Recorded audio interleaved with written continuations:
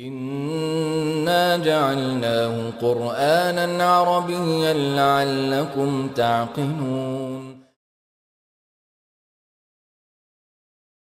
اعوذ باللہ من الشیطان الرجیم بسم اللہ الرحمن الرحیم الحمد للہ رب العالمین لا الہ الا اللہ رب العرش العظیم لا الہ الا اللہ رب السماوات و رب الارض رب العرش الکریم سبحان اللہ و بحمدہ سبحان اللہ العظیم اللہم صلی وسلم علی عبدک و رسولک و حبیبک سیدنا محمد النبی الامی وعلی آلہ وصحبہ وبارک وسلم واشرح لی صدری ویسر لی امری واحلل عقدۃ من لسانی یفقہوا قولی اللہم الہمنی رشدی واعذنی من شر نفسی ربنا زدنا علما آمین یا الہی آمین. سب بہنوں کو السلام علیکم ورحمۃ اللہ وبرکاتہ. انشاءاللہ آج ہم اپنی کلاس کا سٹارٹ کرتے ہیں. کلاس ہماری نمبر 13 ہے اور حدیث ہم جو پہلی پڑھیں گے وہ ہماری حدیث نمبر 22 ہے، فرائض کی پابندی. تو سسٹر آ جائیں اور آ کے اس کو ایک دفعہ ریسائٹ کریں انشاءاللہ، اور پھر ہم اس کی تخریج کریں گے اور تشریح کریں گے. بسم اللہ الرحمن الرحیم. فرائض کی پابندی. انا ابی عبداللہ جابر بن عبداللہ الانصاری رضی اللہ عنہما ان رجلا سأل رسول اللہ صلی اللہ علیہ وآلہ وسلم فقال ارأیت اذا صلیت المکتوبات وصمت رمضان واخللت الحلال وحرمت الحرام ولم ازد على ذلك شيئا ادخل الجنة قال نعم. روایت مسلم و معانی. حرمت الحرام اجتنبته ومعنی احللت الحلال فعلته معتقدا حله. حضرت عبداللہ، یہ مسلم کی حدیث ہے، حضرت عبداللہ جابر انصاری رضی اللہ تعالیٰ عنہ سے روایت ہے کہ ایک شخص نے رسول اللہ صلی اللہ علیہ وآلہ وسلم سے سوال کرتے ہوئے عرض کیا، یہ فرمائیے اگر میں فرض نمازیں ادا کروں، رمضان کے روزے رکھوں، حلال کو حلال اور حرام کو حرام سمجھوں اور اس کے علاوہ اور کچھ نہ کروں تو کیا جنت میں داخل ہو جاؤں گا؟ آپ صلی اللہ علیہ وآلہ وسلم نے فرمایا جی ہاں. امام نووی رحم اللہ کہتے ہیں کہ حرام کو حرام سمجھنے کے معنی ہے اس سے اجتناب کرنا، اور حلال کو حلال قرار دینے سے معنی ہے اس سے حلال سمجھتے ہوئے استعمال کرنا. جزاک اللہ خیر سسٹر. انشاءاللہ یہ دیکھ لیتے ہیں ہماری حدیث کا جو ہیڈنگ ہے وہ ہے فرائض کی پابندی.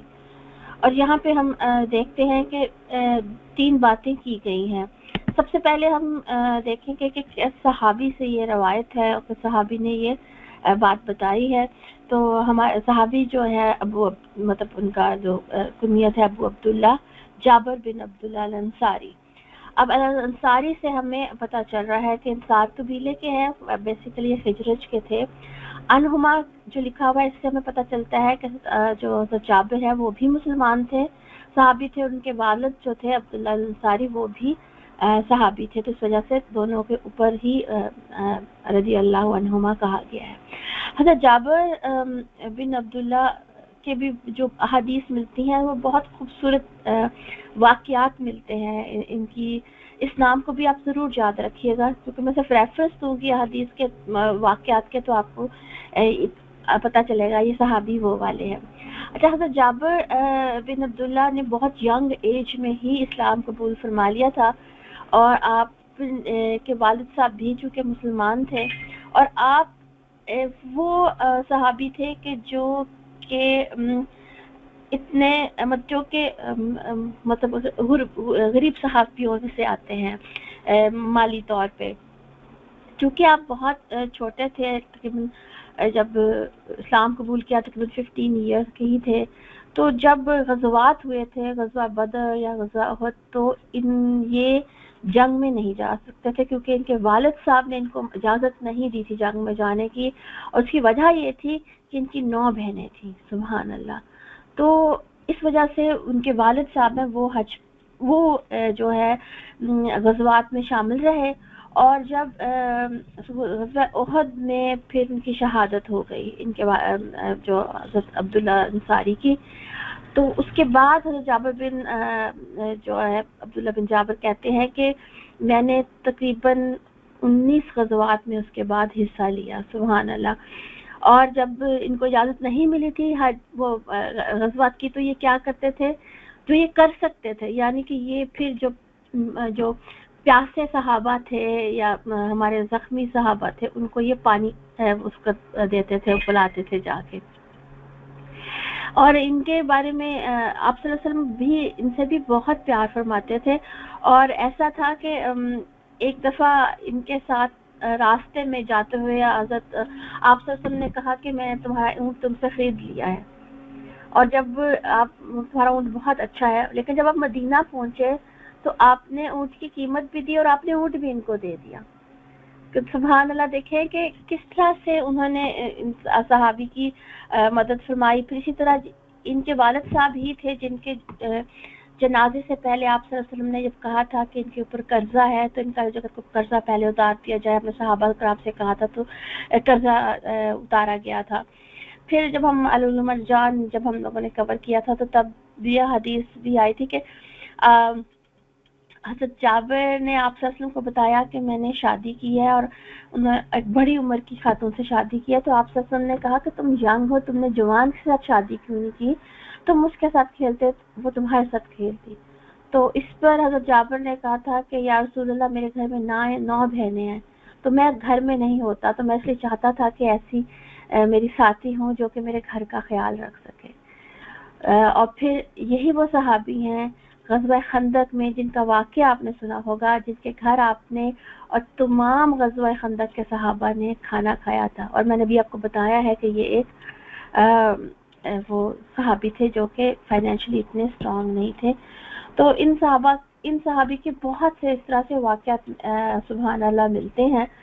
اور انہوں نے اب یہ والی جو حدیث ہے یہ روایت کی ہے، لیکن انہوں نے یہاں پہ جو ذکر کیا ہے وہ انہوں نے کہا کہ ایک شخص نے رسول اکرم صلی اللہ علیہ وسلم سے عرض کیا.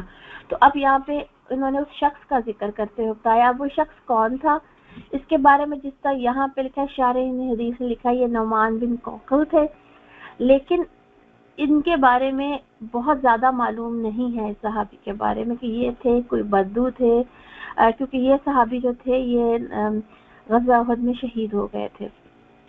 تو اب ہم آتے ہیں حدیث کی طرف، اور یہ اب پہلی حدیث ہے ہے جس میں کہ امام نووی نے بالکل لکھا ہوا نا راوہ مسلم کے نیچے جو لکھا ہے نا وہ معانی حرمت الحرام کہ حرام کو حرام سمجھتے کے معنی کیا ہے، استنبتہ کہ اس سے اجتناب کیا جائے، وہ معنی حللت الحلال اور حلال کو حلال سمجھتے کے معنی بھی ہے کہ فعلتہ معتقدن الا کہ تم اس کو جو حلال خیال کرو، تمہارا اعتقاد یہ ہو کہ یہ حلال ہے. تو اس سے پتہ چلتا ہے کہ یہ حدیث میں یہ لکھنا کتنا امپورٹنٹ تھا، کیونکہ امام نووی نے اور کہیں کسی حدیث میں یہ نہیں لکھا ہوا. تو اب ہم پھر حدیث کی طرف چلتے ہیں کہ ابو عبداللہ بن جابر انصاری سے روایت ہے کہ ایک شخص نے رسول اکرم صلی اللہ علیہ وسلم سے سوال کرتے ہوئے عرض کیا کہ یہ فرمائیے اگر میں فرض نمازیں ادا کروں اور رمضان کے روزے رکھوں. ابھی یہاں پہ رک دیتے ہیں. تو یہ فرض نمازیں اور رمضان کے روزے ہمارے فرائض میں سے ہیں، ہمارے ایمان کی بنیادوں میں سے ہیں. تو ہمارے ایمان کی بنیادیں کتنی ہیں اور ان ارکان کو کیا کہا جاتا ہے؟ Pillars of Islam. جی پلرز آف اسلام، اسلام کے جو 5 پلرز ہیں. 5 پلرز ہیں، بالکل. وہ پلرز آف اسلام ہے، 5 پلرز ہیں. ان کو کیا کہا جاتا ہے؟ ارکان نے گنتی کے بعد جاتا ہے بنیادی ارکان اسلام. بنیادی ارکان اسلام.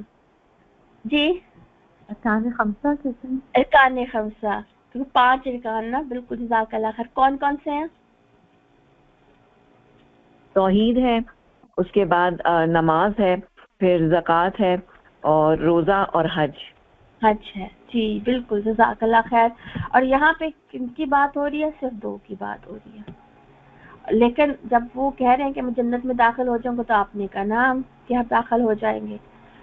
تو اس حدیث میں توحید کی بات ہو گئی، کیونکہ وہ مسلمان صحابی ہیں، ان کو فکر ہے جنت میں داخل ہونے کے لیے میں کیا کر سکتا ہوں. تو توحید جب ہم کلمہ कह देते हैं ना, बेसिकली शहादत कह देते हैं, कलमा। तो कलमा कहने का मतलब ये होता है कि हमने ऑलरेडी सरेंडर कर दिया अल्लाह ताला के तमाम अहकामात को, और उसके बाद फिर हमने इस बात की हुई है कि नमाज इंसान को फिर मुसलमान बनाती है। मुसलमान होने के बाद पहली चीज़ नमाज ही पढ़ी जाती है, और उसके बाद फिर रमज़ान के रोज़े आ जाते हैं।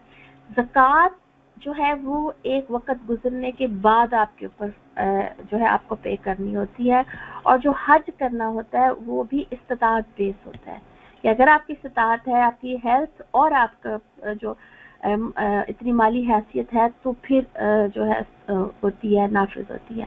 तो यहाँ पे सिर्फ फ़र्ज नमाजें और रमज़ान के रोज़े पर ही आप सल्लल्लाहु अलैहि वसल्लम ने जब कहा करनाम, तो उसके बारे में जब इस हदीस को ओपन किया जाता है तो ये बात रखी जाती है कि जिसने सवाल किया होगा आप सल्लल्लाहु अलैहि वसल्लम से, वो या तो ये इन्होंने बिल्कुल अभी न्यू मुस्लिम होंगे और उन्होंने इसलिए ही ये बात की होगी, और दूसरा ये है कि या वो मुजाहिद होंगे, क्योंकि वो हज, क्योंकि जैसा अभी इनके बारे में मैंने बताया है, सहाबी के बारे में, नमान बिन कौकल के बारे में, कि वो फिर ग़ज़वा उहद के अंदर फिर वो शहीद हो गए थे। तो कभी ये भी कहीं कहीं हदीस की बुक्स में लिखा आता है कि शायद ग़ज़वा बदर में हुए, तो इतनी डिटेल नहीं पता।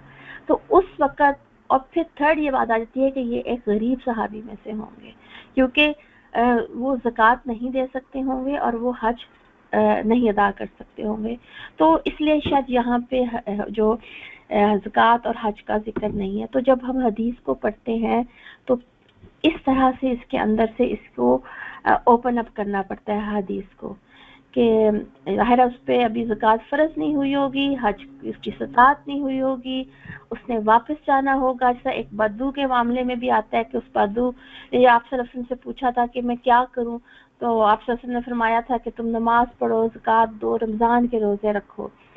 तो उसने कहा था कि मैं यही करूंगा, बस इतना ही। तो आपने इसके बारे में कहा था कि दाखिलुल जन्नह इन्ना सदका, कि ये जन्नत में दाखिल हो गया अगर इसने सच्चा कहा है कि यही करेगा। तो इससे जो हम दावा के जब असूल निकालते हैं तो हम ये निकालते हैं कि आगे वाले को देखकर उसके मुताबिक उसको प्रीच किया जाता है।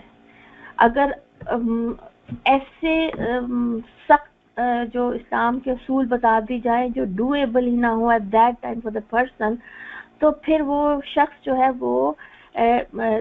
वो हट जाता है। बहुत से रिवर्स होते हैं जिनको एकदम से अगर बहुत सारी चीज़ें, तुम ये भी नहीं कर सकते, ये भी नहीं कर सकते, ये भी नहीं कर सकते, तो वो रिवर्स जो होते हैं वो भी जो है बैकआउट कर जाते हैं दीन से। तो इसलिए हमारे कुरान पाक की आयत भी हमें बताती हैं कि आहिस्ता आहिस्ता आहिस्ता दीन नाफिज हुआ था, कि it takes time to change a person. Right away change होना मुश्किल होता है, और इसी में फिर हमारा है कि हम अपने यूथ को किस तरह से जो ट्रीट करें और हम अपने बच्चों को किस तरह से ट्रीट करें। ये फिर हम इंशाल्लाह थोड़ा सा एंड में अगर हमने इसका पॉइंट्स देखे तो उसमें डिस्कस करेंगे।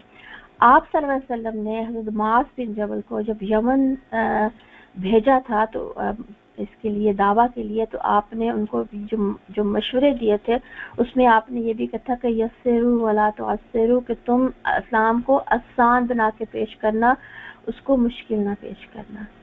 तो ये जो फर्स्ट जो पार्ट है उसमें से जब हम पॉइंट्स निकालें या हदीस को समझने की कोशिश करें तो हमें ये वाली बात समझ आती है कि आप सल्लल्लाहु अलैहि वसल्लम ने सिर्फ उसको नाम कह दिया था, लेकिन जो हदीस का अगला पार्ट है वो बहुत वसी है कि मैं हलाल को हलाल और हराम को हराम समझूंगा, वह हलतुल हलाला व हरमतुल हरामा, और फिर है कि वलम अज़िद अला ज़ालिका शैयन, कि मैं फिर उससे ज्यादा और कुछ नहीं करूंगा। अब यहाँ पे हम आते हैं कि सूरह नहल में आता है, और जो तुम्हारी जुबानें झूठे हकाम लगाया करती हैं कि ये चीज़ हलाल है वो हराम है, तो इस तरह के हुक्म लगाकर अल्लाह पे झूठ ना बांधो, और जो लोग अल्लाह पर झूठे इस तरह बांधते हैं वो हरगिज़ फलाह नहीं पाया करते।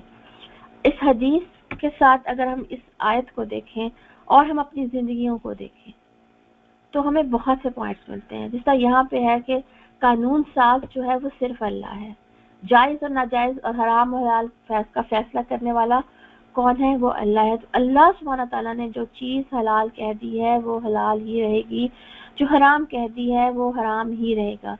حرام ہمیشہ حرام ہی رہے گا، چاہے وہ سود ہے، جتنے مرضی فتاواز آ جائیں، کیونکہ اگر فتاواز آئیں گے تو پھر اس آیات کو لگا دے، اس طرح کے حکم لگا کے اللہ پر جھوٹ نہ باندھو. کتنی بڑی بات آ رہی ہے. اور جو لوگ اللہ پر جھوٹے افطرا باندھتے ہیں وہ ہرگز فلاح نہیں پاتے. اب ربا ہو گیا، شراب خمر ہو گیا، شراب نشہ ہو گیا، زنا کے قریب جانے والی چیزیں وہ حرام ہی رہیں گی. حق مارنا، غیبت کرنا، حرام کھانا، وراثت میں ہیر پھیر کرنا، نامحرم رشتوں کو محرم بنانا، یہ بھی جو ہے وہ حرام ہی رہے گا. اور اصل میں حلال کو حلال ماننا اور حرام کو حرام ماننا، انڈر لائن کر لیں، یہ ایک شریعت کا حصہ ہے. جب جو شریعت ہم کہیں پہ بھی ہوں گے ہم اپنے اوپر اپلائی کریں گے، چاہے ملک کا قانون کوئی بھی ہو. جس طرح یہاں پہ کینیڈا میں بہت سے ایسے قوانین ہیں جو کہ ہمارے دین کے قوانین سے فرق ہیں، تو اب ہم یہ نہیں کہیں گے کہ ہم ملک کے قانون کو دین کے قانون کے اوپر رکھ لیں. کوئی اگزامپل آپ کو ذہن میں آ رہی ہے اس حوالے سے؟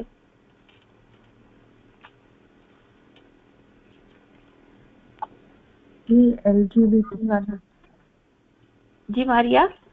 LGBTQ والی جو چیز ہے، بالکل، ہومو سیکشوالٹی جو ہے وہ حرام ہے تو حرام ہی ہے. وراثت بھی تو ہے. وراثت کے قانون جو کینیڈا کے ہیں، جی ہم اس سے اپنی ڈفرینٹ مسلم اسلامک بل ہی لکھواتے ہیں، اسی لیے کہ ہمیں ڈفرینٹ چاہیے. بالکل. اور یہ بہت امپورٹنٹ ہے. آپ لوگوں نے ڈیفینیٹلی جب سورہ نساء سے ابھی گزرے ہیں تو آپ نے وراثت کو بہت ڈیٹیل میں پڑھا ہوگا، اور یہ پڑھا ہوگا کہ یہاں پہ اپنی ول کو رائٹ کرنا کتنا امپورٹنٹ ہے. اسپیشلی جن کے چھوٹے چھوٹے بچے ہیں ان کو ضرور ول لکھنی چاہیے، کیونکہ بچوں کے معاملات یہاں پہ اگر نہ ہوں تو پھر کسٹڈی کینیڈین گورنمنٹ کی کسٹڈی میں جاتا ہے، اور پھر سوشل سروسز اور یہ وہ ہے. اور پھر اسی طرح اگر 1/3 دینا ہے اور باقی جو ڈویژن کرنی ہے وہ پاکستان میں چونکہ قانون وہی ہے، تو پاکستان کے جو یا انڈیا میں حال انڈیا میں بھی ظاہری بات ہے مسلمانوں کو لکھنا ہی چاہیے اور لکھنا ہی پڑتا ہوگا. تو اس لیے ان چیزوں کو لکھ کے اور گواہ بنا کے یا نوٹرائز کروا کے رکھ لینا چاہیے. خیر یہ تو حدیث سے نکل کے بات ہے، لیکن ہم یہی بات کر رہے ہیں کہ اس لیے حلال کو حلال اور حرام کو حرام سمجھنا چاہیے. ایون آپ صلی اللہ علیہ وسلم کے بارے میں بھی تو سورہ تحریم میں جب آیا تھا، جب آپ نے شہد اپنے پر کھانا کہا تھا میں نہیں لوں گا، تو اللہ سبحانہ تعالیٰ نے آیت نازل کر لی کہ یا ایھا النبی لما تحرم ما احل اللہ، کہ تمہارے پر اے نبی جو حلال کیا تم اس کو حرام نہیں کر سکتے ہو. تو اب ہم آگے چلتے ہوئے یہ دیکھتے ہیں کہ جب حرام کی ہم نے بات کر دی تو اب ہم آ جاتے ہیں حلال کے اوپر. آپ کی بک میں لکھا ہوا ہے کہ انسانی عمل میں حرام و حلال کا دائرہ بہت وسیع ہے. اس کا تعلق زندگی کے تمام معاملات سے ہے، چاہے یہ عقائد کے متعلق ہوں، عبادات، معاشرت سے متعلق ہوں، یا معیشت و تجارت سے تعلق رکھتے ہوں. ہمیں دیکھنا پڑے گا کہ اللہ اور اس کے رسول کے بارے میں کیا حکم ہے. اب یہاں پہ آ گیا ہے کہ نبی اکرم صلی اللہ علیہ وسلم نے سائل کے جواب پر جنت میں داخل ہونے کے لیے کم از کم جو شرط بتائی کہ فرض نمازیں اور روزوں کا پابند ہو، حلال اور حرام کی تمیز پہچان ہو اور اس پر عمل پیرا ہوتا ہو، ایسا آدمی جنت میں جائے گا. اور نیچے انہوں نے ایک کوشچن لکھا ہے کہ پاکستانی معاشرے میں ایک اندازے کے مطابق 20% لوگ نماز پڑھتے ہیں. اللہ اکبر. اور اتنی ہی تعداد روزہ داروں کی ہے. اتنا ہی ہم رک جاتے ہیں تو پھر حلال اور حرام تو بعد میں آ جائیں گے. اور یہ چیزیں ہم دیکھتے ہیں کئی دفعہ ڈسکس ہو گئی ہیں ہماری یہ والی چیزیں کہ کس طرح سے ہم اپنی سوشل پریشر یا دنیا میں کامیاب ہونے کے لیے ہم اپنے فرائض کو لیو کرتے ہیں.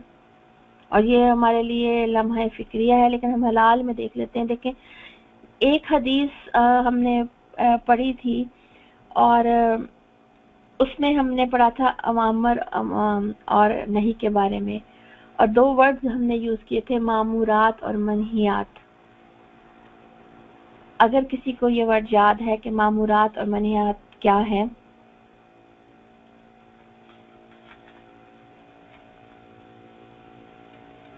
حدیث بھی یاد ہے کسی کو؟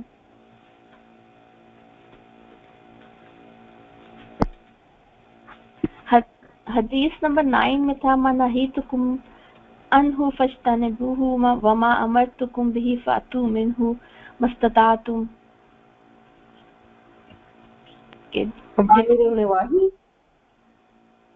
وامر اور نواہی معمورات ہے شریعت میں، جس کرنے کا امر ہے، حکم ہے، وہ معمورات ہے، اور منہیات ہے منع، یعنی جس چیز سے بچنے کا حکم ہے شریعت میں وہ منہیات آتی ہیں. اور یہ ورڈ آپ جب بکس لٹریچر کے پڑھیں گے تو آپ اس سے گزریں گے. اور پھر معمورات اور منہیات جو ہے اس کے پھر آگے سے ڈفرنٹ کیٹیگریز ہے، ڈفرنٹ اس کے درجات ہیں، اس کے ڈفرنٹ مراتب ہیں. جس طرح اگر ہم اس کی ڈویژن کریں تو ہم صرف ورڈ سے ہی گزروں گی انشاء تعالیٰ کہ چاہے دینی ہو یا دنیاوی ہو، ان سب کی ڈویژن کی گئی ہے. حلال میں کیا آتا ہے اور حرام میں کیا آتا ہے. اور جب فقہ سے گزریں گے تو آپ اور بھی اس کو ڈیٹیل میں پڑھیں گے، جس میں آ جاتے ہیں فرض، جو کہ قطعی دلیل سے قرآن اور قرآن کی آیات سے یا سنت سے جو کہ کرنا ہی کرنا ہے وہ فرض آ جاتا ہے. اور اس کے بعد آ جاتا ہے واجب، مستحب، پھر آ جاتا ہے مباح. مباح میں وہ چیزیں آ جاتی ہیں جو کہ کلیئر اتنی نہیں ہے، اس کا نہ ثواب ہے اور نہ گناہ ہے. ٹھیک ہے، مستحب جو ہے یا سننا بھی ہم کر لیں تو وہ آپ سے سب نے کبھی کی ہے کبھی چھوڑی ہے، اس کو کرنے کا ثواب ہے، چھوڑنے کا گناہ نہیں ہے. پھر آ جاتا ہے مکروہ. مکروہ میں وہ ہے وہ کام جو کہ ناپسندیدہ ہے لیکن وہ منع نہیں ہے، اور اس کو ہم نے دیکھا تھا اگر اس کو ان مکروہات کو عادت بنا دی جائے تو پھر وہ گناہ کی کیٹیگری میں چلے جائے گا. اور پھر حرام ہے جو کہ قطعی دلیل کے ساتھ جو ہے اس کو منع کر دیا گیا ہے، وہ حرام ہے. اور پھر اب مکروہ میں آپ مکروہ تنزیہی اور مکروہ تحریمی پڑھیں گے انشاءاللہ تعالیٰ. جب آپ وہ گزریں گے اپنے دوسرے کلاسز سے تو آپ اس کو پڑھیں گے کہ مکروہ تنزیہی وہ ہے جو کہ زیادہ دلائل سے حلال کے قریب ہوتا ہے، اور مکروہ تحریمی وہ ہوتا ہے جو دلائل سے زیادہ حرام کے قریب ہوتا ہے، زیادہ ناپسندیدہ ہوتا ہے. تو پھر اس کی فردر ڈویژن ہے سبحان اللہ. تو اگر ہم دیکھیں تو ایک طرح سے سارا مذہب ہی حلال اور حرام کے اندر آ جاتا ہے ہمارا. اور امام نووی نے اسی لیے اس کو علیحدہ سے جو حدیث کے اندر کو ایکسپلین کرنے کے لیے زیادہ اوپر جانا پڑے گا، ایکسپلین کرنے کے لیے اس کو انہوں نے سیپریٹ کیا. اب آگے آ جاتا ہے کہ ہمارا قول اور ہمارا عمل، ٹھیک ہے، ہماری زندگی میں اس کا کیا حصہ ہے کہ ہم صرف کہتے ہیں یا ہم اس پر عمل بھی کرتے ہیں. اور اب انہوں نے جو کہا کہ میں صرف وہی کروں گا تو اس کا مطلب ہے وہ یہی کریں گے. جب حلال ہے تو حلال کریں گے، اور اگر وہ حرام ہے تو حرام سے بچیں گے. لیکن ہمارا مسئلہ یہ ہے کہ ہمارا معاملہ ایسا نہیں ہے.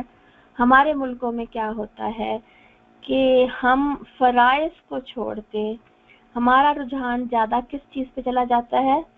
نوافل کی طرف، مستحبات کی طرف، مباحات کی طرف.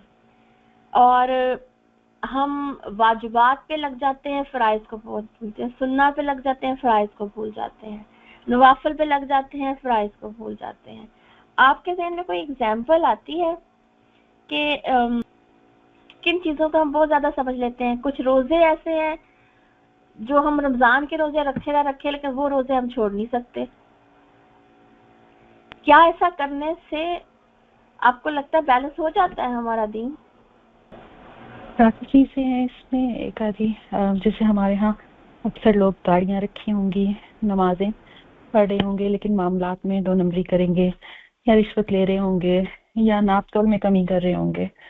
تو اس طرح کی کافی چیزیں ہیں کہ ایک چیز پوری کرتے ہیں تو دوسری چیز سے کمی کر لیتے ہیں.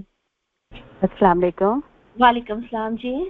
ہاں میں نائد حسین بات کر رہی ہوں. آپ نے ابھی کہا نا فرائض کے، جیسے فرض روزے کی جگہ تو کوئی آپ اس کا نہیں کر سکتے کہ آپ کہیں کہ میں نفلی روزے رکھ لوں، یہ روزے رکھ لوں، شوال کے نہیں چھوڑوں گی، وہ پابندی سے رکھوں گی. دوسرے روزے ہم رکھ لیں لیکن فرائض تو فرائض ہے نا. فرض روزے اس کو چھوڑنا نہیں. ہاں جی. اور یہ ہے کہ پھر ہم حلال کو حلال بنانے کے لیے بہت سے ایکسکیوزز بھی ڈھونڈتے ہیں. उसने कहा, उसने पूछा, वो कर रहा था, वो कर रही थी, उसने जिस इमाम से पूछा उसने ये बताया। तो उस वक्त ये कहा जाता है कि इंसान बहुत केयरफुल रहे, क्योंकि यहूदियों ने भी सबका कानून ऐसे ही तोड़ा था। तो कितनी बड़ी बात है ये वाली। अच्छा, अब हम नवाफिल देख लेते हैं कि हलाल में फर्ज भी है, मुस्तहब भी है और नवाफिल भी है। नवाफिल अदा करने ज़रूरी नहीं है, इसको तर्क करने पर अजाब भी नहीं होगा। इसीलिए आप सल्लल्लाहु अलैहि वसल्लम ने जो है इन सहाबी को इजाज़त दे दी थी। लेकिन नवाफिल पढ़ने ज़रूरी क्यों है? इसमें आपकी बुक में बहुत अच्छे पॉइंट लिखे हुए हैं कि इनकी अदायगी आम तौर पर फ़र्ज़ों के कंप्लीशन के लिए होती है, यानी फ़र्ज़ों की अदायगी में जो कोताही, कमी, नुक्स रह जाता है वो नफलों और सुन्नतों से अदा करने से पूरा हो जाता है। इंसान से छोटी बड़ी खताएं, गलतियां, भूल चूक हो जाती है, उनके लिए ज़ायद अमल कफ़ारे और तलाफ़ी का सबब बन जाते हैं। फ़र्ज़ से ज़ायद ये इबादतें मोमिन के मर्तबे और दर्जात बढ़ाने का सबब बनती हैं और इसके ज़रिए से बंदा आला दर्जात को पहुंच जाता है। इन नेकियों और अमलों की वजह से बंदा अजर और सवाब ज़्यादा से ज़्यादा हासिल कर लेता है। नवाफिल और सुनन अल्लाह ताला के करीब जाने का, अल्लाह ताला की कुर्बत का वसीला होते हैं। और आगे ये हदीस आई है कि आप और ये ना ये जो हदीस है ना, हदीस नंबर 38 है आपके बुक के अंदर, हदीस कुदसी है। उसके अंदर जो है ये बात आती है कि बंदा नवाफिल के ज़रिए से मुझसे करीब होता रहता है, यहाँ तक कि उसकी पूरी ज़िंदगी अल्लाह की रज़ा के मुताबिक बन जाती है।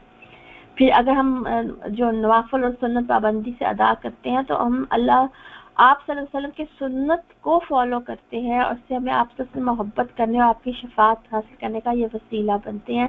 और ये भी देखा गया है कि अगर इंसान जो है ना नवाफिल और सुन्नत की पाबंदी नहीं करेगा, ये हमने पहले भी हदीस में बात की है, तो आहिस्ता आहिस्ता तमाम भलाइयों और नेकियों से महरूम हो जाएगा। फिर आहिस्ता आहिस्ता फ़र्ज़ों का तारिक बन जाता है। सहाबा कराम और अजमाइन और ताबईन और सब लोग बहुत पाबंदी करते थे। आप सल्लल्लाहु अलैहि वसल्लम को अगर देखें तो आप सल्लल्लाहु अलैहि वसल्लम की ज़िंदगी में भी यही नज़र आता है कि जब आप फारिग होते थे तो फिर आप नवाफिल और जो है सुन्नत में और अपने रोज़ों में वो बिजी रहते थे। अब देखिए इस हदीस के अंदर जन्नत पे दाखिला कहा गया, तो जन्नत के कितने दर्जे हैं और उन दर्जों में ये नवाफिल और सुन्ना और हमारे अमाल, नेक अमाल है, यही हमें जो है फिर लेकर जाएंगे जन्नत के डिफरेंट दर्जों की तरफ इंशाल्लाह। तो लेकिन हमारे यहाँ एक थोड़ा सा ये है कि हम तमन्नियाँ जो है अमानियाँ, हम तमन्नाओं का शिकार हैं। हमारा मसला ये है कि हम समझते हैं कि हमें आप सल्लल्लाहु अलैहि वसल्लम की शफाअत नसीब हो जाएगी, हम बख्शे हुए उम्मत हैं, हम आप सल्लल्लाहु अलैहि वसल्लम ने एक दुआ नहीं मांगी थी, वो दुआ मांगेंगे तो फिर हम इंशाल्लाह ताला हमें शफाअत नसीब हो जाएगी। तो ये हमारी ख्वाहिशात है, ये हमें उससे पहले अपने काम करने होंगे, अपने हलाल और हराम और अपने जो अरकान खमसा है उसकी हिफाजत करनी होगी। तो इस इंशाअल्लाह इस हदीस के पॉइंट्स देख लेते हैं। ये देखें, इस हदीस का मतलब ये ना लिया जाए कि नमाजें, रोजे रखने और हराम से बचने के बाद बाकी फराइज से जरूरत नहीं है। ये कम से कम मुतालबात है जो हर मुस्लिम की जिंदगी का हिस्सा है। ये बहुत इंपॉर्टेंट है कि शरीयत का हुक्म नहीं है कि सिर्फ यही करें, बल्कि ये आपसे सुनने इजाजत और रुख्सत दी है उनको ना। और फराइज से ज़ायद इबादत मोमिन के मर्तबे और दर्जात को बढ़ाने का सबब बनती है। इसमें दावा के बहुत से पॉइंट्स निकलते हैं और दावा के पॉइंट्स हमने ये देखा है कि जो कोई आपसे पूछे तो उसका बैकग्राउंड देखकर, उसकी कैपेसिटी देखकर उसको बहुत एहतियात से नसीहत करें। इसलिए दावा क्लासेस लेनी बहुत इम्पोर्टेंट होती हैं और हमारे अल्हम्दुलिल्लाह इस कोर्स हमारे ये डिप्लोमा का हिस्सा है दावा की क्लासेस, और हम बिल्कुल लास्ट सेमेस्टर्स में जाके दावा की क्लासेस भी दिलवाते हैं। और अब ये यूथ है हमारी, तो उनको भी आप आहिस्ता आहिस्ता वो चीज़ें जो वो कर सकते हैं उसकी तरफ लेकर जाएंगे। बच्चे हैं, सब बच्चों को आप जो नमाज़ें शुरू कराएंगे, आप फराइज शुरू करवाएंगे, लेकिन खुद एग्जाम्पल बनेंगे सुन्ना पढ़ के और नवाफिल पढ़ के। बच्चे को पता होगा ये जायद है, लेकिन अगर एक बच्चे को आप 17 रकात इशा की पढ़ाने लग जाएंगे, उस बच्चे के लिए बहुत मुश्किल हो जाएगा। اور پھر یہ ہے کہ وہی میں نے لکھا ہوا ہے پوائنٹ کہ یہ نہیں کہ رات ساری رات تہجد پڑھتے رہیں اور فرض جو ہے نا وہ قضا ہو جائے فجر. پھر پرائرٹیز پہ چیزیں ادا کریں کہ نوافل بھی پرائرٹیز پہ ہوں کہ کون کون سے ادا کیے جا سکتے ہیں. ترجیحات کو ذہن میں رکھنا ہے. اور یہ جو ہے بی اویئر منکرین حدیث اور ماڈرن مجتہدون سے، کیونکہ یہی ہم نے بات رکھی ہے کہ جو اپنے حساب سے معنی پہنائے جانا آیات کو، حدیث کو، اس کے بارے میں بہت کیئرفل ہونے کی ضرورت ہے. تو یہ اس حدیث کا جو مختصر ایکسپلینیشن جو ہے وہ یہ آتی ہے. تو انشاءاللہ اب اگلی حدیث کی طرف جاتے ہیں ہم، اور اگلی حدیث ہے نیکیوں کے انبار. اعوذ باللہ من الشیطان الرجیم، بسم اللہ الرحمن الرحیم.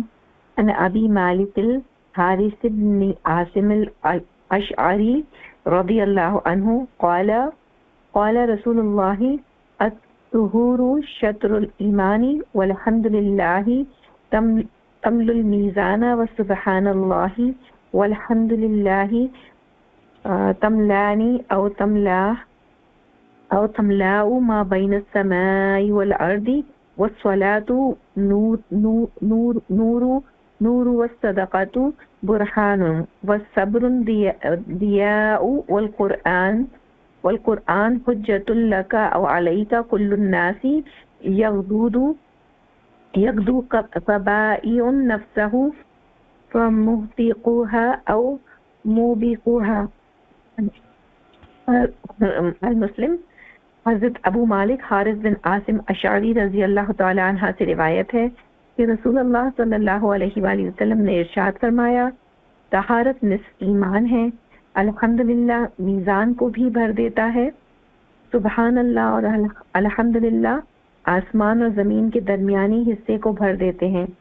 یا یہ فرمایا کہ ان میں سے ہر ایک کلمہ آسمان اور زمین کے درمیان کو بھر دیتا ہے. نماز نور ہے، صدقہ برہان اور دلیل ہے، صبر روشنی ہے، اور قرآن تمہارے حق میں یا تمہارے خلاف حجت ہے. انسان کی صبح اس حالت میں ہوتی ہے کہ وہ اپنے نفس کا سودا کرتا ہے، پھر یا تو اسے آزاد کرا لیتا ہے یا اسے ہلاک کر دیتا ہے. جزاک اللہ خیر سسٹر. الحمدللہ اس حدیث کو ہم اس کی طرف جاتے ہیں. صحابی کو دیکھ لیتے ہیں، نیکیوں کے انبار اس کا نام، اور یہاں پہ جو آپ صلی اللہ علیہ وسلم نے ہدایات دی ہیں وہ اس کو کلیئر ہیں پوائنٹس میں. صحابی دیکھ لیتے ہیں. یہ جو صحابی ہے حارث بن عاصم العشری، یہ وہ صحابی ہے جن کے بارے میں بہت ہی کم علم ہے، بہت زیادہ ڈیٹیل ان کے بارے میں نہیں ملتی، ان سے بہت حدیث کم روایت ہے. یہ یمنی صحابی ہیں، اور حضرت عمر رضی اللہ عنہ کے دور میں یہ جب شام میں طاعون یعنی پلیگ کا ہوا تھا، پھیلا تھا، ایٹ دیٹ ٹائم ان کی وہاں پہ جو ہے یہ انہوں نے وفات پائی تھی. تو ان سے زیادہ تر حدیث نہیں ہمیں ملتی، لیکن یہ ایک حدیث امپورٹنٹ ہے تو یہ امام نبوی نے اس میں ڈالی، اور یہ حدیث نسائی، ابن ماجہ، ترمذی، امام احمد ہر ایک میں ملے گی. یہاں پہ جو آپ صلی اللہ علیہ وسلم نے فرمایا الطہور شطر الایمان، طہارت آ گئی. طہارت جو ہے ایمان کا نصف ہے. تو اس کو جب ایکسپلین کیا گیا ہے تو اس کو کہا گیا ہے کہ ایمان کے دو حصے ہوتے ہیں. ایک ہوتا ہے جب ہم ایمان لاتے ہیں، کلمہ پڑھتے ہیں، ہم اپنے نفس کی پاکیزگی کی طرف توجہ دیتے ہیں، تو ہم اپنی انٹرنل طہارت کا بندوبست کرتے ہیں. اور ایک یہ ہے کہ ہم جب پاک ہوتے ہیں تو ہم ایکسٹرنل اپنی بدنی عبادت اس کی طہارت کا بندوبست کرتے ہیں. تو اس آدھی دونوں طہارتیں اگر شامل کر لی جائیں تو ایمان جو ہے وہ مکمل ہو جاتا ہے. اگر ہم اب قرآن مجید میں دیکھیں تو جیسے قرآن مجید میں آتا ہے، سورہ نمل میں اور سورہ الاعراف میں آتا ہے کہ انہم الناس یتطہرون، یعنی بے شک وہ پاکیزہ لوگ ہیں. پھر اسی طرح سورہ مدثر میں آتا ہے وَثِيَابَكَ فَطَہِّرْ، کہ نبی صلی اللہ علیہ وسلم اپنے لباس کو پاک صاف رکھیے.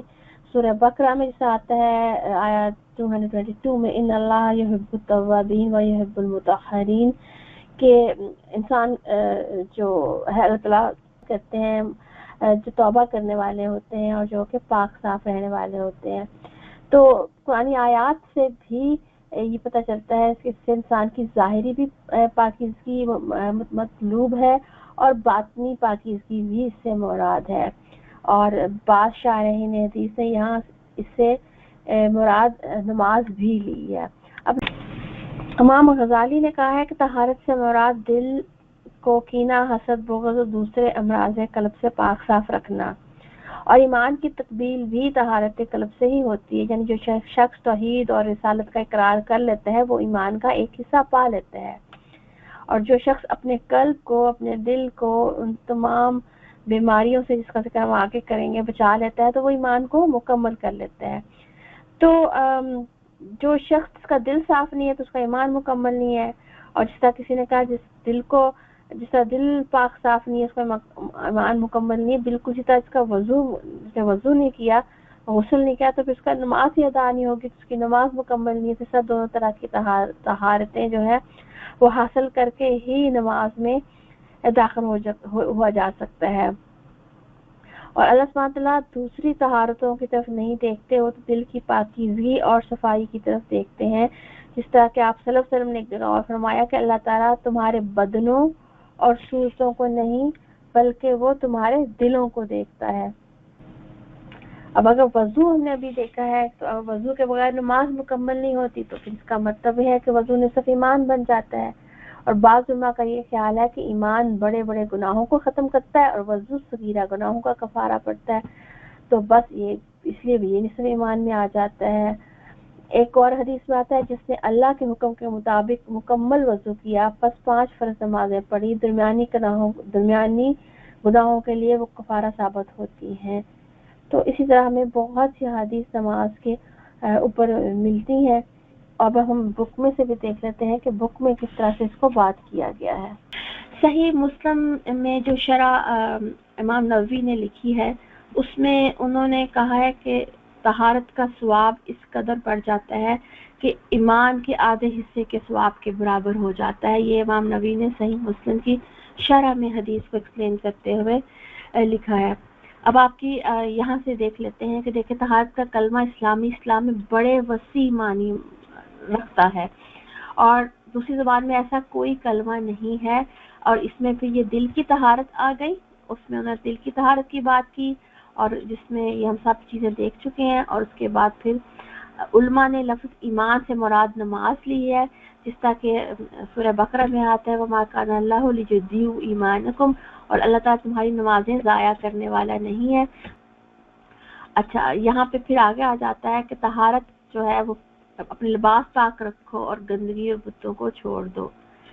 تو طہارت کو ہم تھوڑا سا یہ بھی دیکھ لیتے ہیں کہ اگر ہم وضو نہیں کریں اور نماز پڑھیں تو نماز نہیں ہوگی. اگر ہم وضو کریں تو چھوٹے چھوٹے گناہ معاف ہو جائیں گے. تو شاید علماء کہتے ہیں اس لیے اس کو نصف ایمان کہا گیا ہے. کہیں پہ یہ کہا جاتا ہے کہ کیونکہ انسان اپنے انٹرنلی اپنے آپ کو صاف کرنے کے نفس کی پاکیزگی کی توجہ کرتا ہے اور پھر اعمال کرتا ہے، تو شاید اس لیے اس کو جو ہے نصف ایمان کیا کہا گیا ہے. تو اس کو دونوں معنی جو ہے وہ پہنا دیے گئے ہیں. بہرحال طہارت جو ہے وہ آپ نے جب سورہ بقرہ پڑھی ہوگی تو اس کے اندر بھی آپ نے بہت ڈیٹیل میں اس کو پڑھا ہوگا. میں اس کو تھوڑی سی مور ڈیٹیل انشاءاللہ تعالی میں سلائیڈ کی شکل میں وہاں پہ ڈال دوں گی کیونکہ مجھے حدیث کمپلیٹ کرنی ہے آج. دوسرا پوائنٹ جو آیا ہے یہاں پہ وہ آ رہا ہے کہ الحمدللہ میزان کو زمین اور آسمان کے درمیان بھر دیتا ہے. اس حدیث میں آیا 2 چیزیں آئی ہیں، الحمدللہ میزان کو بھر دیتا ہے، سبحان اللہ اور الحمدللہ آسمان اور زمین کے درمیانی حصے کو بھر دیتے ہیں. یہ فرمایا کہ ان میں سے ہر ایک کلمہ آسمان اور زمین کے درمیان کو بھر دیتا ہے.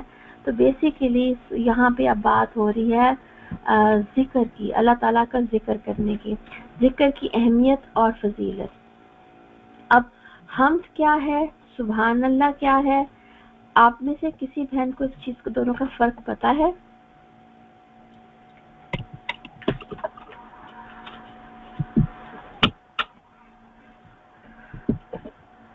اچھا میں ذکر کرتی ہوں. دیکھیں پیاری بہنوں، ہم جو ہے جب ہم کہتے ہیں نا تو حمد میں آ جاتا ہے ہمارا شکر آ جاتا ہے اور ہم اللہ تعالیٰ کی تعریف کرتے ہیں. اور جب ہم الحمدللہ کہتے ہیں تو پھر ہم اللہ تعالیٰ کی تمام تعریفیں کرتے ہیں کہ تمام تعریفیں اللہ تعالیٰ کی ہیں. لیکن اگر آپ دیکھیں ہمارے جو اذکار ملتے ہیں اس میں سب سے پہلے آپ کو ہمیشہ سبحان اللہ پہلے ملے گا اور الحمدللہ بعد میں ملے گا. تو جب ہم سبحان اللہ پہلے کہتے ہیں تو بیسیکلی ہم اللہ سبحانہ تعالیٰ کو ہر نقص سے پاکی بیان کرتے ہیں. اللہ مطلب کوئی نقص نہیں ہے. سبحان اللہ یہ اللہ تعالیٰ کی پاکی بیان کرنے کے بعد پھر ہم الحمدللہ کہتے ہیں.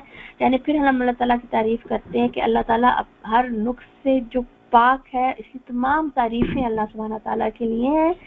اور یہ کہہ کے پھر ہم کال میں الحمدللہ کہتے ہیں اور فعل میں ہم اپنے ایکشن سے پھر شو کرتے ہیں.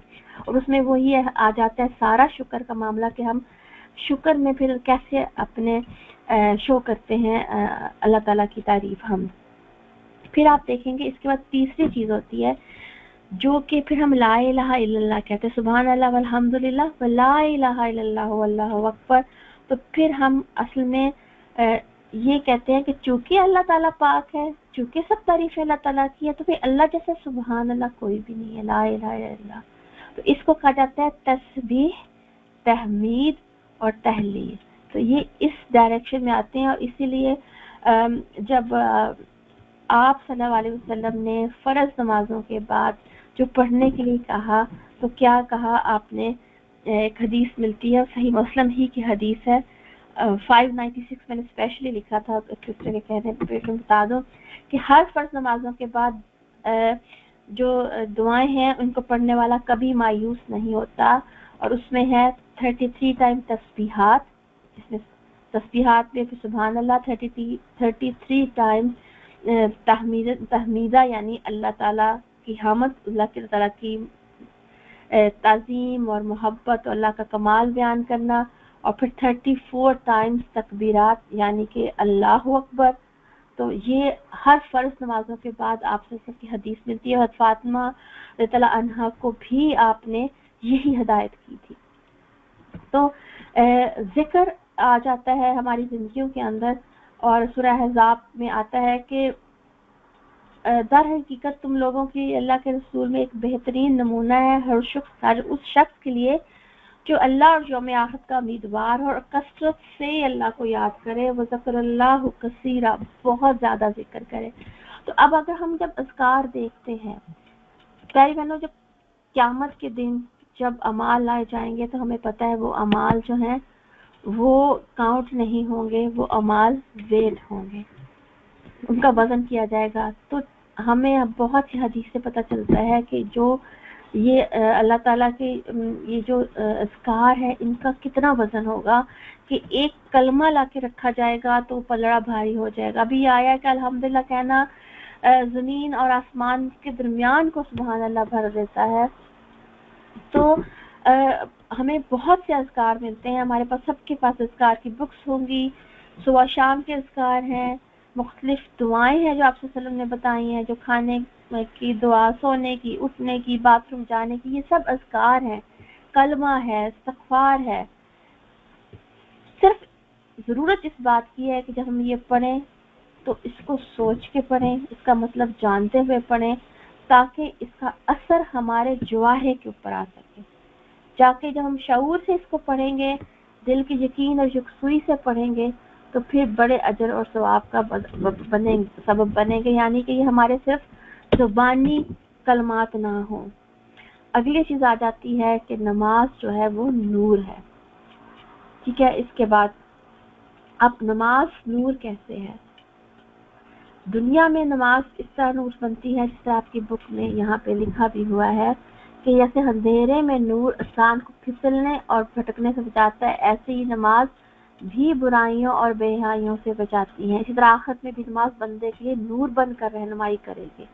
پھر یہ حدیث ملتی ہے اندھیروں میں مسجدوں کی طرف کثرت جانے والوں کو قیامت کے دن مکمل نور کی خوشخبری دے گا. اللہم اجلنا منہ. اللہ تعالیٰ ہمیں بھی اس میں حصہ رکھے. اور یہ ہے کہ جو اس کی حفاظت کرے گا اللہ تعالیٰ کہتے ہیں وہ نور بنے گی، وہ برہان بنے گی، وہ نجات بنے گی.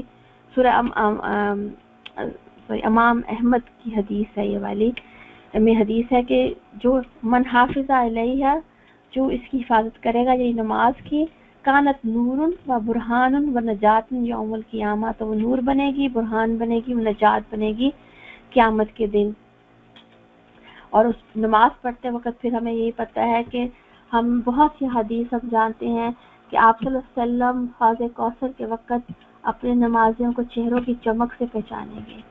نماز جو ہے وہاں پہ ہمیں نور کی صورت میں دی جائے گی. اور نماز جو کہ مسلمان ہونے کے بعد سب سے پہلا فرض ہے، تو یہ نماز کی یہاں پہ اہمیت کی بات آ جاتی ہے. نماز جو ہے وہ نور ہے. اور نور کیسی لائٹ ہوتی ہے؟ جو بہت برائٹ لائٹ ہوتی ہے لیکن ٹھنڈی لائٹ ہوتی ہے، اس کی روشنی بہت ہوگی. صدقہ جو ہے وہ برہان ہے. اب صدقہ کی طرف اگر ہم آ جاتے ہیں، اصل میں یہ ہمارے جو صدقات ہیں یہ ہمارا اللہ سبحانہ تعالیٰ پہ بلیف بتاتے ہیں کہ ہمارا ایمان ہے کہ ہم دنیا میں جو چیز اللہ کے نام پہ دیں گے، اپنی مال کی محبت کو اللہ کی محبت پر ترجیح دیں گے، تو ہمیں پتہ ہے کہ آخرت میں یہ جو صدقہ و خیرات ہے یہ ہمارے لیے گواہی دینے کے لیے آئیں گے. اور جب ہمیں قیامت کے دن یہ سوال کیا جائے گا جو مال تمہیں دیا تھا وہ کہاں خرچ کیا، تو اس وقت صدقہ جو ہے وہ ہمارے ایمان اور اخلاص کی دلیل بن کر آئے گا. اور صدقات کے اوپر آپ کو حدیث دی گئی ہے، تو انشاءاللہ آپ اس پہ کام جو ہم جب ان حدیث کو شیئر کریں گے تو آپ بہن اس پہ بہت مجھے یقین ہے اچھا کریں گی. پھر صبر جو ہے وہ روشنی ہے. یہاں پہ اللہ تعالیٰ یہاں پہ حدیث میں صبر کو دیا کہا گیا ہے. اور نور اور دیا میں بھی فرق ہے. سبحان اللہ. دیا جو روشنی ایسی ہوتی ہے جو کہ روشنی بھی ہوتی ہے لیکن اس میں تھوڑی سی حرارت بھی ہوتی ہے. تو صبر بھی جس طرح قیامت کے دن اللہ تعالیٰ جنت کے لیے صابرین کے دروازے ہیں، ٹھیک ہے، صبر کی بہت سے اجر ہیں لیکن صبر کرنا مشکل کام ہے.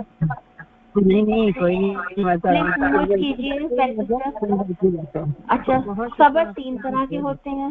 ایک ہوتا ہے صبر اللہ تعالیٰ کی اطاعت پر صبر کرنا، صبر عن المعاصیہ، معاصیت کے اوپر صبر کرنا، یعنی اللہ تعالیٰ نے جن چیزوں سے منع کیا ہے ان سے بچتے وقت بھی اپنے آپ کو استقامت پہ قائم کرنا جو ہے وہ صبر کرائے گا. اور پھر ہے صبر عند المصیبت، مصیبت کے وقت صبر کرنا. اور اصل میں یہ تیسرا صبر ہے نا، اصل میں کہا جاتا ہے یہ اللہ تعالیٰ کی قدر پہ اصل میں صبر ہے کہ اللہ تعالیٰ کی تقدیر پہ ٹرسٹ کرنا ہے. تو یہ سے کہتے ہیں صبر، سم ٹائمز کو کہا جاتا ہے صبر قدر اللہ ہے، یعنی اللہ تعالیٰ کی قدر پر صبر کرنا. پلیز میوٹ کر لیں میرے پاس لاسٹ 4 منٹ ہے، مجھے ختم کرنا ہے کہ قرآن تمہارے حق میں یا تمہارے خلاف حجت بنے گا. اس کے لیے ہم دیکھ لیتے ہیں حدیث کہ حضرت عبداللہ بن عمرو بن العاص رضی اللہ عنہ فرماتے ہیں کہ رسول اکرم یہ والی حدیث نہیں ہے، سوری، یہ ہے کہ رسول اکرم صلی اللہ علیہ وسلم نے فرمایا قرآن سفارشی ہے جس کی سفارش قبول کی جائے گی. ایسا مدعی ہے جس کا دعویٰ تسلیم کیا جائے گا، جس نے اسے اپنے آگے رکھا یعنی اس پر عمل کیا تو اس کو جنت کی طرف کھینچے گا، اور جس نے اسے پس پشت ڈال دیا تو اسے دوزخ میں گرا دے گا. اللہم لا تجعلنا منہم. تو قرآن مجید اصل میں سفارش کرے گا اور اس کی سفارش قبول کی جائے گی. قرآن مجید کے 5 حقوق آپ نے پڑھے ہوں گے، ابھی ٹائم نہیں ہے میں نہیں پوچھوں گی، لیکن جو ان حقوق پر عمل کرے گا، قرآن نے جس چیز کو کرنے کو کہا ہے وہ کرے گا، جس پر عمل کرنے سے منع کیا ہے وہ روکے گا، تو پھر یہ قرآن جو ہے وہ بنے گا ہمارے لیے ہمارے حق میں بولنے والا.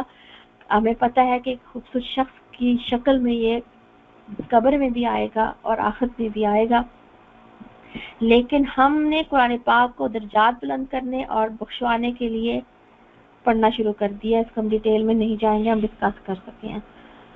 حضرت ابو موسیٰ اشعری نے کہا یقین کرو یہ قرآن تمہارے لیے اجر کا ذریعہ بھی ہو سکتا ہے اور عذاب کا سبب بھی بن سکتا ہے، لہذا تم قرآن کی تابعداری کرو. یہ نہ ہو کہ قرآن تمہارے مخالف ہو کر تمہارے پیچھے لگے، کیونکہ جو شخص قرآن کی تابعداری کرے گا تو وہ اسے جنت کے باغوں میں پہنچائے گا और आगे बहुत सख्त बात है। और कुरान जिसके पीछे लग जाएगा उसे गर्दन से पकड़ कर दोज़ख में गिरा देता है। अल्लाहुम्मा ला तजल्लना मिनहुम। अल्लाह ताला हमें ऐसा बनाए कि जो हम पढ़ें हम अपने अमाल में ढाल सकें। अल्लाह ताला हमें वो इस्तिताअत दे, हमारे लिए हमारी आसानियाँ पैदा करे कि हम इसको जो है अपने अमलों में ढाल सकें। कुरान मजीद का पढ़ना हम देख चुके हैं कि नजात के लिए काफ़ी नहीं है, बल्कि इस पर अमल करना ज़्यादा ज़रूरी है। सही बुखारी में हमने देखा कि हमने पढ़ा है कि आप ने एक ख्वाब नकल किया है। उस ख्वाब में आपने कहा कि मैंने एक शख्स को देखा जब चुप लेटा हुआ है, दूसरा शख्स एक पत्थर लिए हुए इसके सर के पास खड़ा है और ये खड़ा हुआ शख्स इस लेटे हुए आदमी के सर को फोड़ रहा है। जब पत्थर इसके सर पर मारता है तो पत्थर लुढ़क कर दूर चला जाता है। लिहाजा वो शख्स पत्थर को लेने के लिए जाता है और इसके वापस होने से पहले पहले इसका सर सही सालम हो जाता है, जैसा था वैसा ही बन जाता है। वो शख्स वापस आकर फिर मारता है। अस्तगफिरुल्लाह। ये माजा देखकर आपने अपने हज़रत जिब्राइल मीकाईल से पूछा कि ये क्या बात है। उन्होंने कहा ये शख्स जिसका सर फोड़ा जा रहा है इसे अल्लाह ताला ने कुरान पाक सिखाया, रात को कुरान की तिलावत छोड़कर सो गया और दिन को उस पर अमल ना किया, इसके साथ क़यामत तक यही रहता होता रहेगा। अस्तगफिरुल्लाह। अल्लाहुम्मा ला तजल्लना मिनहुम, अल्लाहुम्मा ला तजल्लना मिनहुम, अल्लाहुम्मा ला तजल्लना मिनहुम।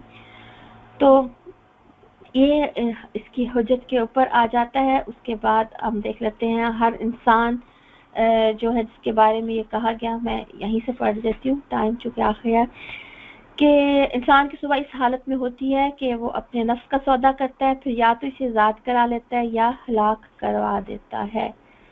तो सारी भाग दौड़ इंसान की क्या है, इंसान रोज़ाना अपने नफ्स का सौदा करता है। अल्लाह ताला ने हम जन्नत को हमारे नफ्स के बदले खरीद लिया है।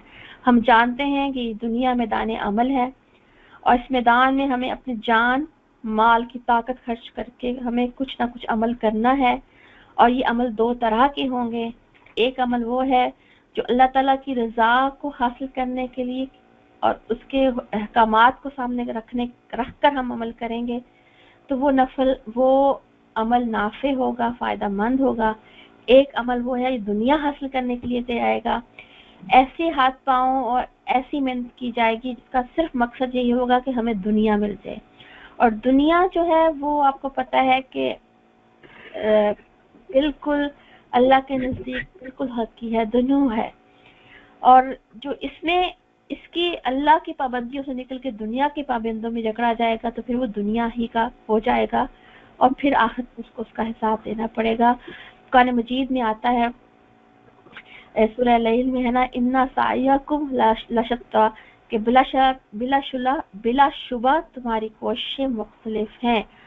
और इंसान के लिए वही है जो उसने कोशिश की है और उसकी कोशिश अनकरीब देख ली जाएगी और फिर उसको पूरा बदला दिया जाएगा। तो अल्लाह ताला ने जन्नत को तुम्हारी जानों की कीमत बना दी है, लिहाजा तुम जन्नत के अलावा और किसी चीज के बदले इसे ना बेचो। किसी का माइक ऑन है जिसकी वजह से डिस्टर्बेंस हो रही है। इंशाअल्लाह मैं आखिरी इस हदीस को वो देख लेती हूँ और फिर हम इसके बाद अपनी क्लास को करें कवर। आज मैंने सिर्फ कुरान की फरियाद एक जो है नज़म यहाँ पे रखी है। हदीस में हमने तहारत पढ़ी, जिक्र की अहमियत फजीलत पढ़ी, नमाज नूर है, सदका बुरहान है, अल कुरान हुज्जतुन लका औ अलैका, और नफ्स का सौदा क्या है जो हमने आखिर पढ़ा। तो कुरान की फरियाद पढ़ के मैं आज की क्लास खत्म कर दूंगी। कुरान की फरियाद ये है कि ताकों में सजाया जाता हूँ, आंखों से लगाया जाता हूँ, तावीज़ बनाया जाता हूँ, धो धो के पिलाया जाता हूँ, जुज़दान हरीरो रेशम के और फूल सितारे चांदी के, फिर इत्र की बारिश होती है, खुशबू में बसाया जाता हूँ। जैसे किसी तोता मैना को कुछ बोल सिखाए जाते हैं, इसी तरह पढ़ाया जाता हूँ, इसी तरह सिखाया जाता हूँ। दिल सोच से खाली रहते हैं, आंखें हैं कि नम होती ही नहीं, कहने को मैं एक एक जलसा में पढ़ पढ़ के सुनाया जाता हूँ। जब कौल और कसम लेने के लिए तकरार की नौबत आती है, फिर मेरी ज़रूरत पड़ती है, हाथों पे उठाया जाता हूँ। अल्लाहु अकबर।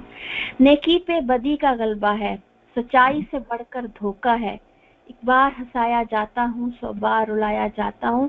ये मेरी अकीदत के दावे और कानून पे राजी गैरों के, यूं भी मुझे रसवा करते हैं, ऐसे भी सताया जाता हूँ।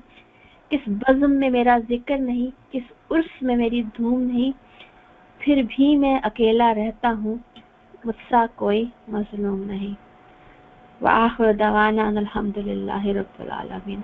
रब्बना तक़ब्बल मिन्ना इन्नका अंतस समीउल अलीम व तुब अलैना इन्नका अंतत तव्वाबुर रहीम। सुब्हानक व बिहम्दिका नशहदु ला इलाहा इल्ला अंता नस्तगफिरुका व नतूबु अलैक।